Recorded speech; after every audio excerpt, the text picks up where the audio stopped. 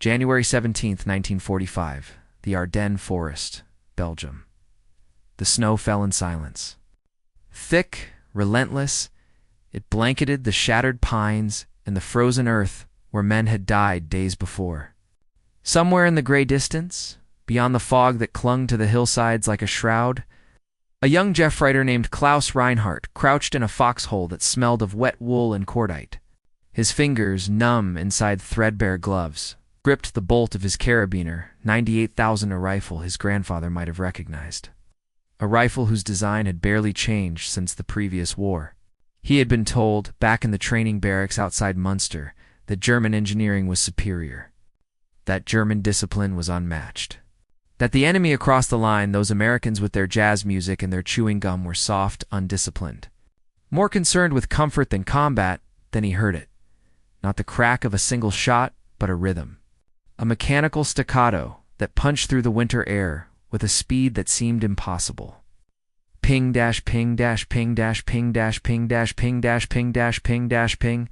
8 rounds, fired in the time it took Klaus to work his bolt twice. And then, before the echo faded, the distinctive metallic ping of an empty en-bloc clip ejecting, followed almost immediately by the resumption of fire. Another 8 rounds? Another soldier reloaded. Another 8 rounds? It was not the sound of men shooting. It was the sound of a machine that wore flesh. Klaus pressed himself deeper into the frozen mud. Around him, his comrades did the same. One of them, a veteran of the Eastern Front, whispered a single word. Asterisk, halbautomatisch, semi-automatic. The Americans had equipped their entire infantry, every common soldier, with semi-automatic rifles. Not their elite units, not their specialists. Everyone.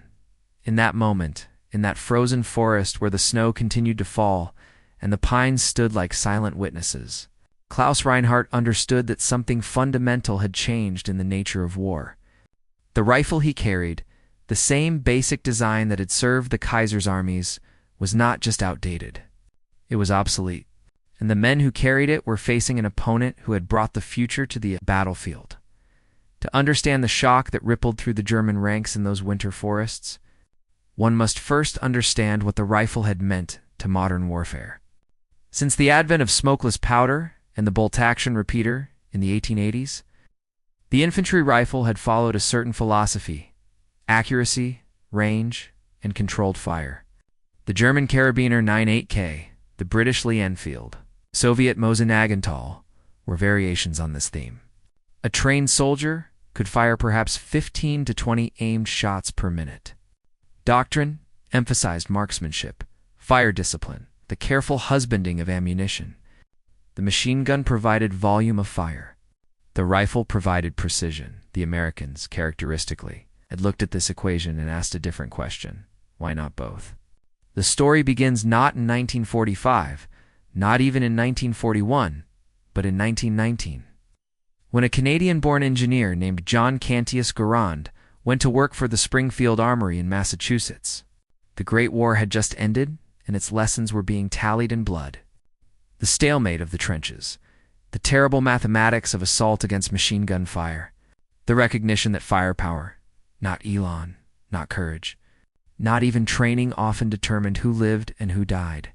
Garand, a self-taught gunsmith who had never finished elementary school, became obsessed with a single idea: a rifle that could fire as rapidly as a soldier could pull the trigger, yet remain reliable enough for the common infantryman. For 15 years, he refined his design, tested it, broke it, rebuilt it. The U.S. military was skeptical, as militaries always are, of innovation that challenges doctrine. Why equip every soldier with rapid-fire capability? Would they not simply waste ammunition? Would not discipline collapse into spray and pray, chaos? The tests at Aberdeen Proving Ground in 1933 were brutal. Garand's rifle was subjected to mud, sand, rain, snow, heat, cold. It was fired until the barrels glowed. It was dropped, submerged, frozen, baked. It worked. On January 9, 1936, the United States Army adopted the M1 Garand as its standard service rifle. It was the first nation in the world to equip its entire infantry with a semi-automatic weapon. By 1941, when America entered the war, over 500,000 had been produced. By 1945, that number would exceed 4 million. Each one weighed 9.5 pounds empty. Each one could fire the powerful .3 Luo 6 Springfield cartridge as fast as a man could aim and squeeze. Each one could put more lead downrange in 30 seconds than a bolt-action rifle could in 3 minutes. The Germans, preparing for war in the 1930s, had taken a different path. They had invested in the MG-34 and later the MG-42 machine guns of devastating efficiency. Their infantry doctrine centered on the Maschinengewehr. The rifle squads existed to support the machine gun, to carry ammunition for it, to protect it, to maneuver around it. The German rifleman, with his 5-round internal magazine and his bolt that required 3 distinct motions to cycle, was not expected to provide heavy fire. He was expected to be accurate, disciplined, to conserve ammunition. It was a doctrine born of Germany's resource constraints, its need to maximize effect with minimum waste. Then came contact. November 1942, Guadalcanal. The Solomon Islands. Asterisk, asterisk. The jungle breathed with humidity, so thick it felt like drowning on land. Corporal Takeshi Yamamoto crouched in a captured American foxhole on the northern perimeter of Henderson Field. His rifle across his knees, his stomach a hollow vessel that had forgotten the sensation of fullness. The earth beneath him was still warm from the previous occupant's body heat. Around him was a stench of rotting vegetation mixed with cordite and death smell. That had become the constant companion of every man fighting in this green hell. He reached down to adjust his position, and his fingers brushed against something foreign. Something that crinkled with a sound so out of place in this landscape of mud and blood that it froze him in place. Paper. Clean paper. He lifted it into the fading afternoon light filtering through the canopy, and his hands began to tremble. It was a ration box. Olive drab, unmarked except for the English letters he could barely decipher. U.S. Army Field Ration K. The box felt impossibly solid in his hands. Heavier than it should be for something made of cardboard. For 3 weeks, Yamamoto had subsisted on half portions of rice mixed with barley, occasionally supplemented by whatever could be foraged from the jungle grubs, roots leaves that left his mouth bitter for hours. The Imperial Japanese Army had promised them victory, had promised them glory, had promised them that the will of the warrior would overcome all material disadvantage. They had not promised them food.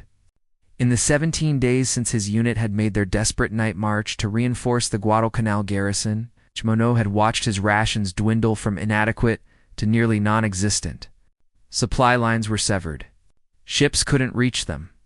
The Americans controlled the sea and the sky, and now in his hands. He held the evidence of a truth so devastating it threatened to crack the foundations of everything he'd been taught to believe.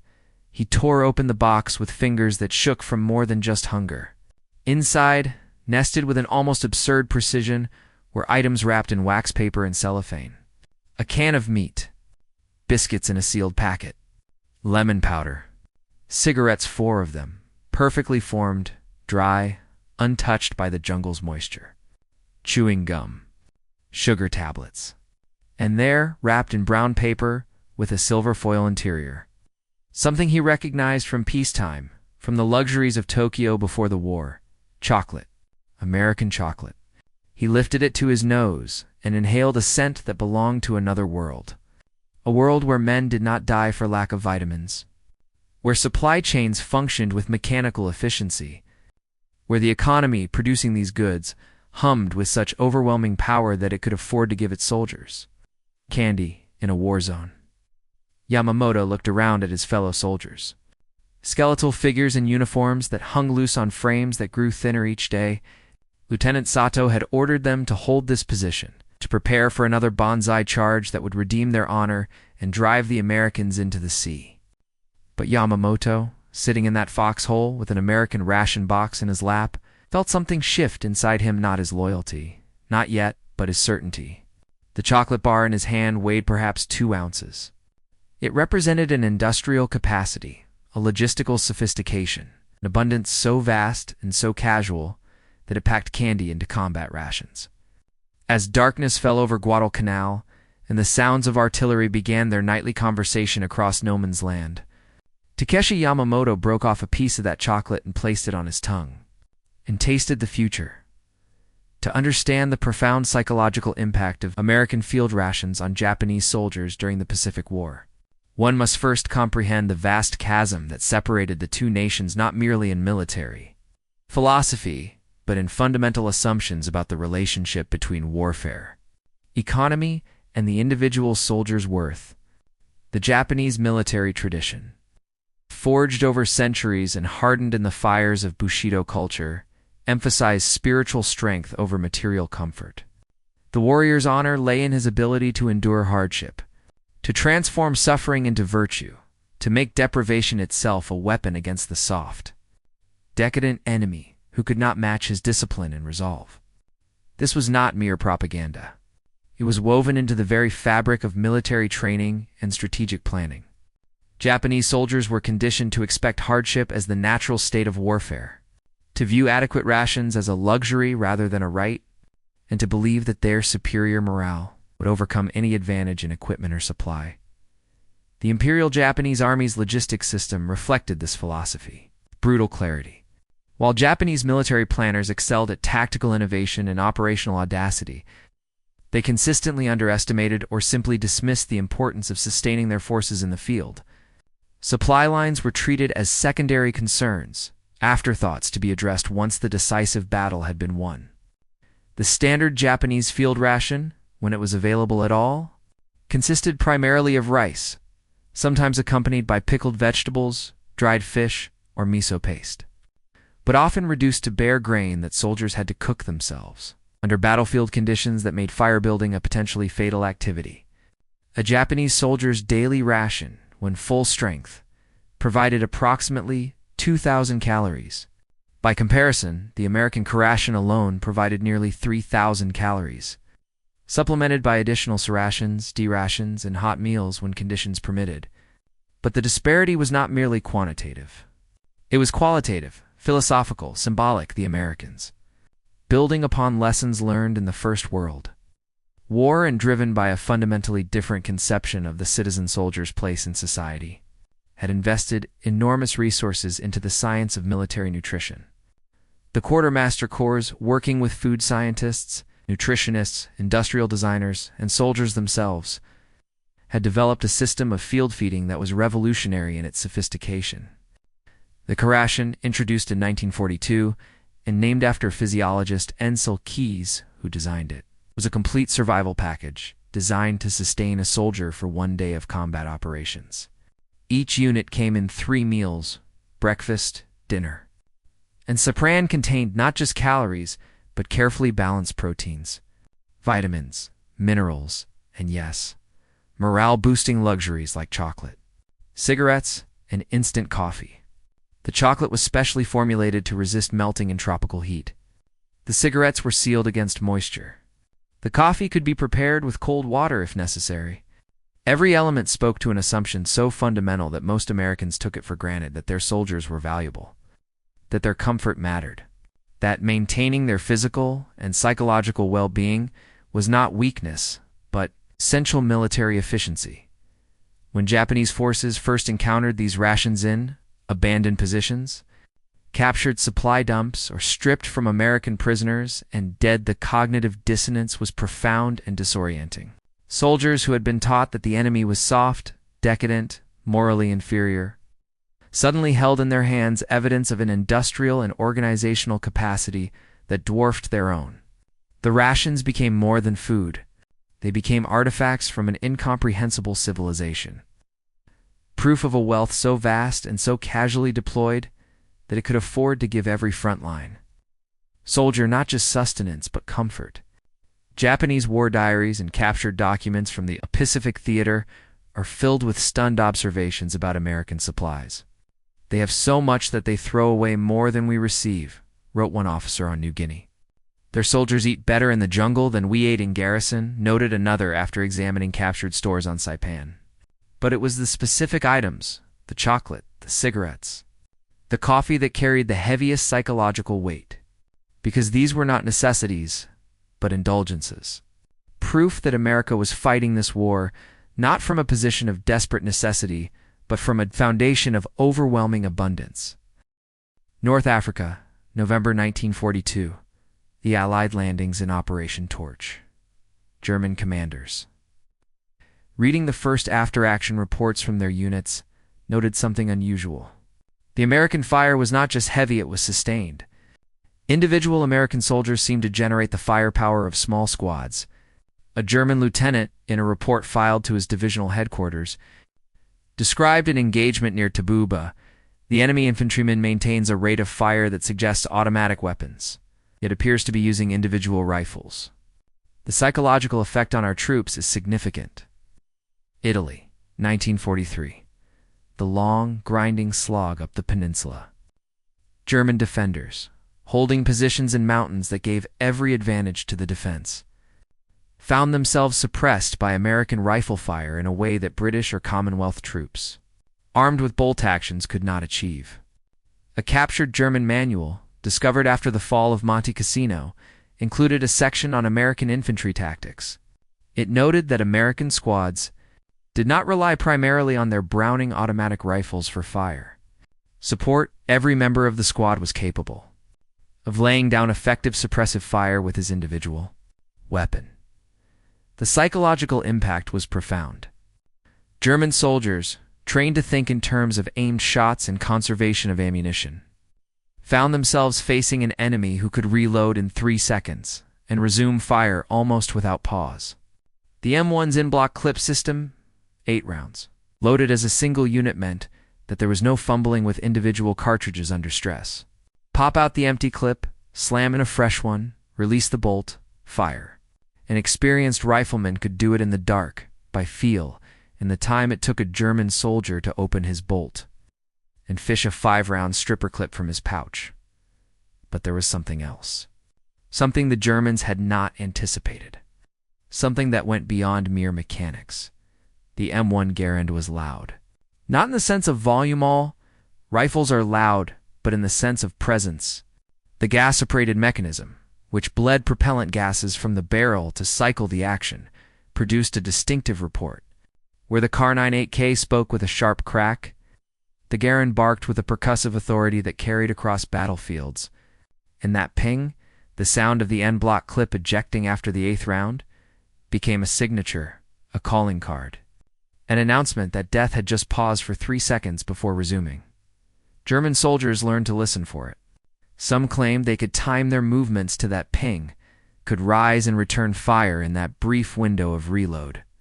American soldiers, in turn, learned to carry a spare clip to throw into the dirt, producing the distinctive sound as a decoy, then shooting the German who stood up to take advantage. But these were tactical minutiae. The deeper truth was strategic. The United States had done something no other nation had managed. It had industrialized individual firepower. Henry Ford had shown that mass production could put automobiles within reach of the common man. The arsenals of Springfield, Winchester, International Harvester, and a dozen other manufacturers showed that mass production could put devastating firepower in the hands of the common soldier. By 1943, America was producing Garands at a rate of 40,000 per month. Not machine guns, not artillery pieces, individual infantry rifles, each one machined to tolerances that would have seemed absurd to previous generations. Each one capable of transforming a farm boy from Iowa or a clerk from Brooklyn into a source of sustained, accurate fire. This was American abundance made manifest in steel and walnut. This was industrial democracy applied to warfare. Franz Muller was 19 when he first saw an M1 Garand up close. It was March 1945, near Remagen, where the Americans had captured the Ludendorff Bridge in Tacton, impossible stroke of fortune that had opened the route into Germany's industrial heartland. France's unit had been rushed to the bridgehead, told to contain the American expansion, told that the bridge would be destroyed by V-2 rockets, by Luftwaffe dive bombers, by artillery. The bridge stood. The Americans poured across Franz and his squad boys and old men by that point in the war. The professionals, long since dead or captured, had taken position in a ruined village overlooking the approach roads. They had 3 Kar98k rifles, a Panzerfaust with 1 rocket, and 40 rounds of ammunition per man. They had been told to make every shot count. The Americans came at dawn, not in human waves, not in the reckless assaults that propaganda had promised. They came methodically, using cover, moving in small groups, and they came with fire. So much fire. Franz would remember years later, when the nightmares had finally faded, the sound more than anything else. The constant hammering of M1 south, creating a rolling barrage that chewed through the brick walls they hid behind, that kicked up geysers of dirt and stone chips, that made it impossible to rise, impossible to aim, impossible to do anything but press yourself into the smallest possible space and pray. His squad leader, a veteran who had somehow survived 4 years of war, made the decision to withdraw. They crawled through cellars and gardens, left their position without firing a shot. Later, Franz saw his first captured Garand. An American soldier, wounded and waiting for a medic, had set his rifle aside. Franz picked it up. It was heavier than his Kar98k, but not by much. The wood was walnut, American walnut, smooth and dark. The metal was machined with a precision that seemed wasteful, every surface finished, every edge clean. He worked the action. It was smooth, effortless. He thought of his own rifle. It's reliable enough, but rough, its action requiring a firm hand to chamber around. He thought of the hours spent maintaining it, the careful rationing of gun oil, constant vigilance against rust. This American rifle seemed built not just to function, but to function well. It seemed built with the assumption that there would always be more oil, more replacement parts, more ammunition, more of everything.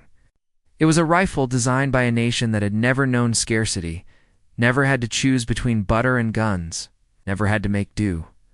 Franz set the rifle down carefully. A week later, he would surrender to an American unit near Dusseldorf.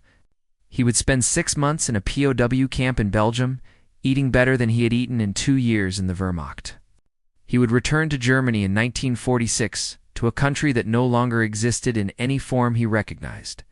But he would never forget that rifle, that symbol of abundance, the physical embodiment of everything Germany had fought against and everything it had lost.